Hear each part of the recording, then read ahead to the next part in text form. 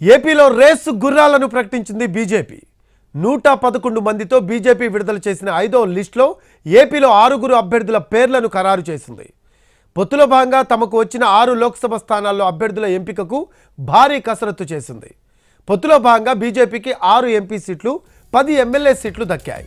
దీంతో పూర్తి స్థాయిలో కసరత్తు తర్వాత 6 ఎంపీ సీట్లకు కమల దళం ఒకేసారి అభ్యర్థులను ప్రకటించింది. రాజమండ్రి నుంచి బీజేపీ రాష్ట్ర అధ్యక్షురాలు పురంధేశ్వరి పోటీకి దిగుతూ ఉండగా ఆ స్థానం నుంచి వైసీపీ తరపున గూడూరి శ్రీనివాసులు రేసులో ఉన్నారు. ఇక తిరుపతి నుంచి పోటీకి ఖరారైన వరప్రసాద్ ఆదివారం ఉదయమే బీజేపీలో చేరారు. గూడూరు ఎమ్మెల్యేగా ఉన్న వరప్రసాద్ గత ఎన్నికల్లో వైసీపీ నుంచి పోటీ చేసి గెలిచారు. ఆయన ఈసారి ఆయనకు టికెట్ నిరాకరించడంతో వైసీపీకి గుడ్ బై చెప్పి కమలం గూటికి చేరారు. తిరుపతి బరిలో బీజేపీ నుంచి వరప్రసాద్ నిలబడితే అదే స్థానం నుంచి వైసీపీ తరపున మరో సిట్టింగ్ ఎంపీ మధ్యల గురుమూర్తి పోటీలో ఉన్నారు. అరకులో వైసీపీ నుంచి చెట్టి తనుజారాణి పోటీ చేస్తుండగా అక్కడ కొత్తపల్లి గీతకు అవకాశం ఇచ్చింది బీజేపీ.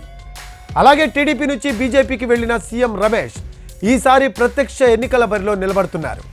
కడప జిల్లాకు చెందిన సీఎం రమేష్ను తొలిసారిగా అనకాపల్లి నుంచి లోక్సభ బరిలో నిలబెడుతోంది బీజేపీ. అయితే వైసీపీ ఇక్కడ ఇంకా అభ్యర్థిని ప్రకటించలేదు. ఆ పార్టీ పెండింగ్లో పెట్టిన ఏకైక స్థానం ఇదొక్కటే.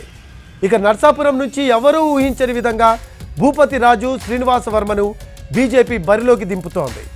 వైసీపీ శెట్టి బలిజ వర్గానికి చెందిన గూడూరి ఉమాబాలను బరిలో దించింది. ఇక రాజంపేట ఫైట్ ఇంట్రెస్టింగ్గా ఉంది. ఆ సీటు విషయానికి వస్తే ఇక్కడ నుంచి ఏపీ మాజీ సీఎం నల్లారి కిరణ్ కుమార్ రెడ్డి బరిలోకి దిగుతూ ఉండగా వైసీపీ నుంచి పెద్దిరెడ్డి మిథున్ రెడ్డి ఢీ కొడుతున్నారు.